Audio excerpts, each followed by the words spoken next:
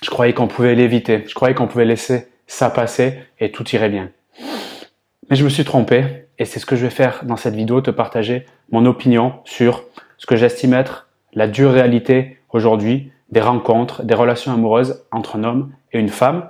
Je suis connecté au quotidien à ce domaine parce que je coach des femmes de cœur qui me présentent leur situation amoureuse et qui me demandent de l'aide pour faire avancer leur relation, dit d'une autre façon pour se sentir heureuse, épanouie et aimée dans ce domaine-là. Et c'est encore plus valable si, comme moi, tu as une expérience amoureuse, peu importe d'ailleurs la durée de cette expérience, mais où dans cette expérience, il y a eu des moments forts et aussi des difficultés, voire même des souffrances, des ruptures délicates, difficiles, des tromperies, des trahisons, des humiliations, tout ce lot, quelque part, d'informations qui t'amènent aujourd'hui dans le présent, comme si j'étais attaché à des résidus comme ça qui me poursuivent et que je remets dans mes relations actuelles, dans mes futures rencontres, qui amènent ce qu'on peut appeler des schémas répétitifs, c'est-à-dire je reproduis ce qui n'a pas marché avant, souvent dû à des peurs, des traumatismes qui sont restés en arrière-plan. Et donc, dans ce cadre-là, la dure vérité, c'est que si je ne suis pas dans une démarche active d'améliorer ma vie amoureuse, c'est-à-dire d'entrer dans un processus qui mène de la rencontre à la découverte à la relation, j'ai très peu de chances que ma vie amoureuse, ma vie sentimentale devienne épanouissante. En plus de ça, ça me traîne comme cette casserole attachée à mon corps et ça me ralentit dans les autres domaines de vie. Les évolutions sur les formats de rencontres, notamment avec les applications en ligne et leur explosion quant au nombre d'utilisateurs depuis ces dernières années et les pratiques malheureuses qui peuvent intervenir, dues au fait justement d'être complètement déconnecté de la réalité. Je pense par exemple au ghosting ou le fait d'oublier totalement le respect de la personne parce que oui, dans le virtuel comme dans les jeux vidéo, on n'a pas vraiment le sentiment de toucher à la personne et d'ailleurs on la touche pas du tout et par conséquent, ça peut laisser des pratiques comme ça un peu désastreuses, je trouve, sur le plan en fait du respect de la femme, de l'homme, tout simplement du respect de l'humain. Bien sûr, il y a énormément d'avantages aussi de rencontres. Le fait de parler à distance à des personnes qu'on connaît pas, du moment en fait qu'il y a des valeurs de respect, de bienveillance et d'amour, absolument tout format est valable. Mais malheureusement, je trouve que ces pratiques désastreuses augmentent par l'effet du virtuel. L'explosion aussi des contenus sur Internet qui positionnent, selon moi, les femmes qui veulent bien l'accepter dans ce statut de victime qui les fait pas forcément évoluer, notamment en désignant le pervers narcissique comme le mal absolu et en créant, je pense que c'est ça le danger, une incompréhension ou en tout cas un raccourci entre l'homme dans son entièreté, l'homme qui se rencontre et qui se met en relation avec une femme comme étant le pervers narcissique, le méchant, etc. alors que c'est une minorité qui fait beaucoup de bruit comme dans un stade, je pense au Vélodrome par exemple, un Marseille-Paris, 80 000 personnes, un mec qui lance un fumigène sur 80 000 et on va voir que lui aux infos pendant une semaine. Et c'est un peu la même chose avec cette explosion, je pense, des contenus sur le pervers narcissique. Je dis pas que ça n'existe pas, je dis juste que selon moi, ça crée en fait un décalage, une déconnexion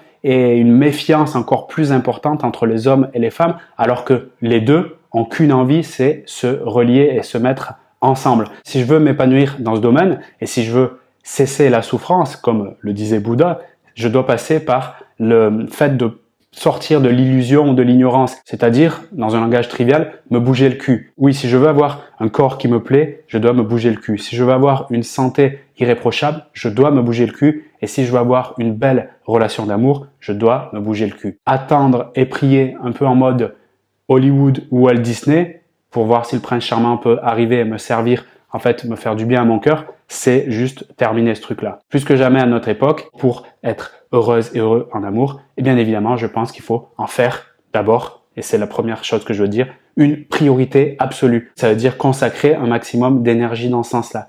Et je parle pas de consacrer un maximum d'énergie, ça c'est plus spécifique sur, par exemple, cet homme qui répond pas à mon message. Là, ça serait le prioriser. Quand je parle ici de se prioriser, ça veut dire de voir dans tous mes domaines de vie, par exemple la santé, les loisirs, le travail, de voir une partie du camembert, les relations amoureuses ou bien l'épanouissement amoureux, comme quelque chose sur lequel je vais mettre l'accent. Au moment où je prends conscience que c'est extrêmement important pour mon bien-être et ma qualité de vie, je prends la décision d'en faire une priorité. Comme si je vais dire, je vais faire 6 mois à fond sur mon activité pour la développer ou 6 mois pour développer un corps tonique avant l'été. Ce qui fait suite à cette décision, donc le deuxième point qui fera la différence si tu veux bien le faire aussi, c'est de développer ses connaissances et ses savoir-faire en la matière. Tout comme quand je vais au sport, je développe une connaissance de mon corps, comment il réagit, la nutrition, l'alimentation,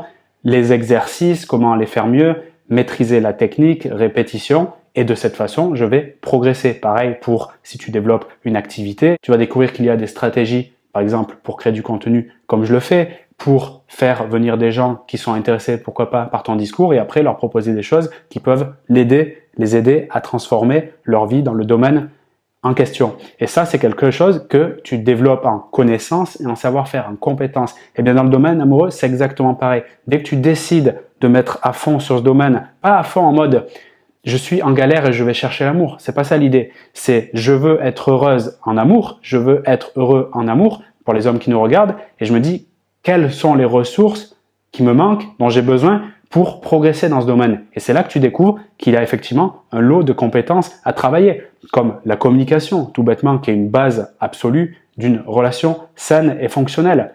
On n'a pas appris à communiquer à l'école, on a appris à parler quand on est petit pour se comprendre avec les parents, puis après avec les professeurs, nos camarades à l'école, mais on n'a pas appris à communiquer. Communiquer, c'est transmettre un message qui respecte ce qui est à l'intérieur de moi. Et ça, c'est quelque chose qui est beaucoup plus technique, qu'il faut aller chercher en termes d'information. Et bien sûr, tu peux te dire, je suis en train de vendre ma paroisse. Oui, mais il n'y a pas que moi qui fais des formations et des accompagnements en communication. Tu sais, j'ai fait des milliers de vidéos qui sont complètement gratuites. C'est pas un souci pour apprendre à développer cette thématique et ce domaine particulier. Mais l'idée, c'est d'avoir en tête, est-ce que je suis prête, est-ce que je suis prêt à faire les démarches, parce que ça va prendre du temps, de l'énergie, parfois de l'argent, pour développer ces compétences, parce que je les connecte à mon but d'être épanoui en amour. Et si j'ai fait la priorité, j'ai pris la décision que je veux être épanoui en amour, ça va être un jeu d'enfant que d'aller se former, qu'aller développer des compétences et des connaissances, parce que je sais en quoi c'est bon pour moi quand j'ai le pourquoi qui est fort,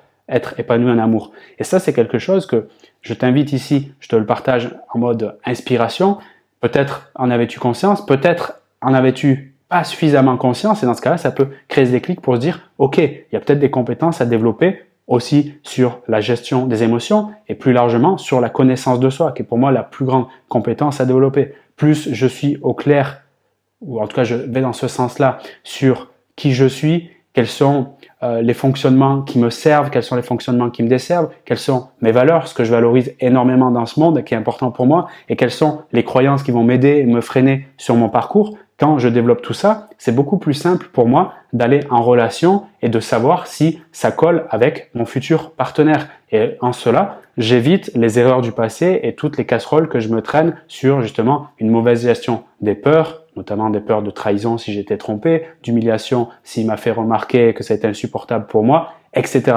Tout ça, c'est quelque chose qui s'apprend. Tout ça, c'est quelque chose que j'ai appris et que je continue à apprendre, qui me rend heureux aujourd'hui sur un plan global, mais aussi en amour. Et c'est absolument tout ce que je te souhaite. Donc si tu veux continuer avec moi, c'est-à-dire regarder du contenu, surtout monter en conscience et développer tes compétences, c'est avec un grand plaisir que je m'engage à t'aider à aller dans ce chemin-là. Et puis, si tu veux partager ce contenu pour que d'autres personnes autour de toi, eh bien, soient dans cette démarche active d'évolution pour être épanoui sur le plan amoureux, ça me fait plaisir. Partage vraiment cette vidéo, parle de cette chaîne. Abonne-toi si c'est pas déjà fait. Puis moi, je te dis à très bientôt pour un nouveau contenu. Et je te dis, tu peux y arriver, je suis avec toi, je te soutiens. Si je l'ai fait, si d'autres le font autour de moi, c'est que c'est possible.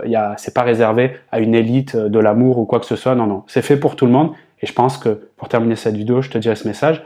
On a tous déjà de l'amour en soi. Il suffit juste, en fait, de le regarder et de l'accepter.